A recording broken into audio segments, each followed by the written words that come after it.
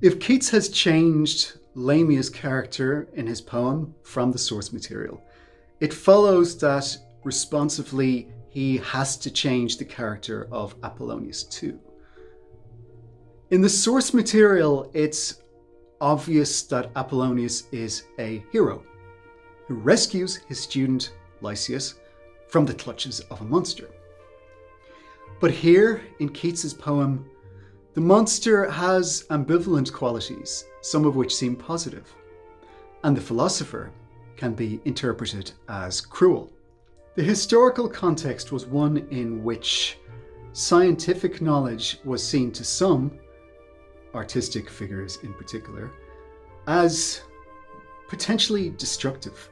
And Keats suggests as much in a digressive part of the poem in which he reflects on the rainbow. Here the word philosophy refers to science, and awful means awe-inspiring. Do not all charms fly at the mere touch of cold philosophy? There was an awful rainbow once in heaven. We know her woof, her texture. She is given in the dull catalogue of common things. Philosophy will clip an angel's wings, conquer all mysteries by rule and line, empty the haunted air and nomad mine, unweave a rainbow, as it erewhile made the tender-personed Lamia melt into a shade. A dinner companion remembered Keats complaining that Sir Isaac Newton had, quote, destroyed all the poetry of the rainbow by reducing it to the prismatic colours. And Sir Isaac Newton had also explained the entire universe according to a mechanical model. He seemed to have solved everything. So Keats felt that science posed a threat to beauty by trying to explain everything away. But beauty would be best experienced as tantalizing, elusive, and unexplained. In Lamia, the discussion of the rainbow, as ruined by recent advances in physics, signals Apollonius' imminent interference in the happy lifestyle of Lysias and Lamia. Lamia begs Lysias not to invite Apollonius to their wedding. Apollonius turns up anyway, uninvited. As in a Coleridge poem, the eyes are powerful. We've been led only to attribute magical powers to Lamia, but there is almost a supernatural quality to the steady gaze of Apollonius and the effect it induces on the so-called enchantress. Lamia becomes a pitiful figure under the stare of Apollonius because he perceives the truth behind her illusions. Her beauty fades until finally she vanishes entirely. In the decisive confrontation, we must judge whether Apollonius is in the manner of a firm parent doing what is best for his child, or whether he is simply cruel towards Lamia.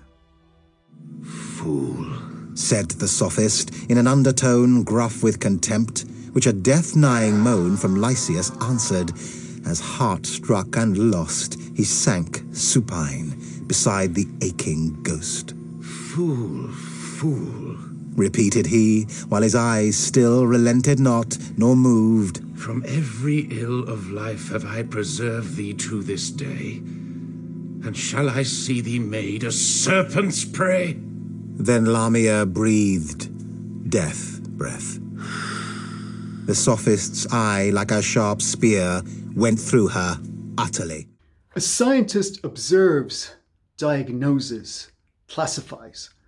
A scientist derives and applies terminology. Accordingly, naming Lamia is fatal. To identify her with the word serpent dismisses Lamia's veneer of beauty and subsequently causes her to vanish entirely. So factual truth is not necessarily a positive thing in Keats's thought. It can be a destructive force, and it poses a particular threat to the imagination and the generation of beauty by the artist figure. We could read either of the poem's two primary personifications as heroic. if we allow that it is a personal choice whether one should pursue ideals of beauty or of scientific truth. Lamia and Apollonius have each committed to one of those paths, and they reveal reasonable motivations while demonstrating the capacity to cause suffering to others in pursuit of those goals.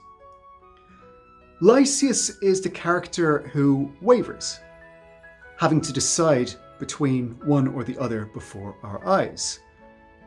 Or is he merely a passive character? Is he merely acted upon by the forces of the poem? Reading the poem in this way makes us think of Keats wavering between Keats, the medical student, and Keats, the aspiring professional author. But in a way, we are all potentially Lysias in the choices we make between ideals and cold realities.